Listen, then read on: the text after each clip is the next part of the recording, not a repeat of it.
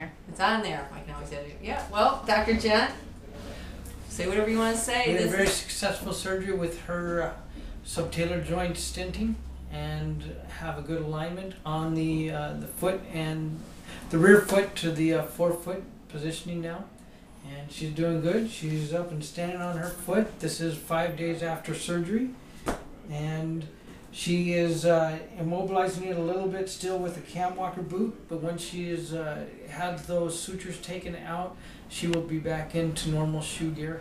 And that'll probably be a week to 2 weeks time in which she will have those out. Yeah, I had very little, just maybe 1 day of postoperative pain. It's off pain medications. Surgery was on Friday. It was off most pain medications by Sunday, and just a couple leave at night the last 2 nights. I elevate my foot a lot. I now be able to ice it a little even better because there's less padding around the foot, so the ice will get a little bit more effective, I believe, closer to the skin without burning the skin. Just very successful surgery. I'm glad to be over here at Dr. Gent's office in Bremerton, Washington, and we'll continue to update these stories as my healing progresses. Thank you very much, Dr. Gent. This is just an example of what was done. This is the HyProCure subtalar joint stent. A number 6 went into Kim's subtalar joint.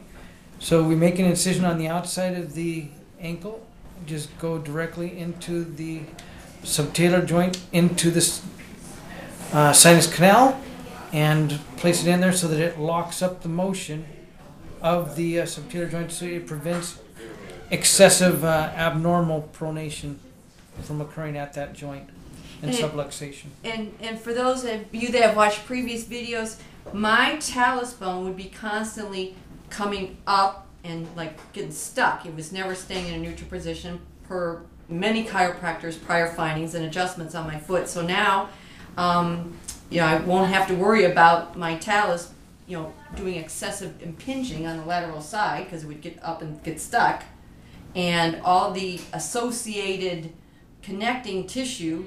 Well, I've already on my MRI pre-Achilles tendonitis, going on back here, and even though there was no information as far as the peroneal tendons, they still had pain along along this area up the side of my leg. So now hopefully the soft tissue around this foot can start to calm down, because it's been my belief with all these instabilities that I've dealt with that when bones aren't in their natural correct alignment, the soft tissues around the bones go into a stenting or a guarding, or what would be the right word, splinting, spasm, splinting.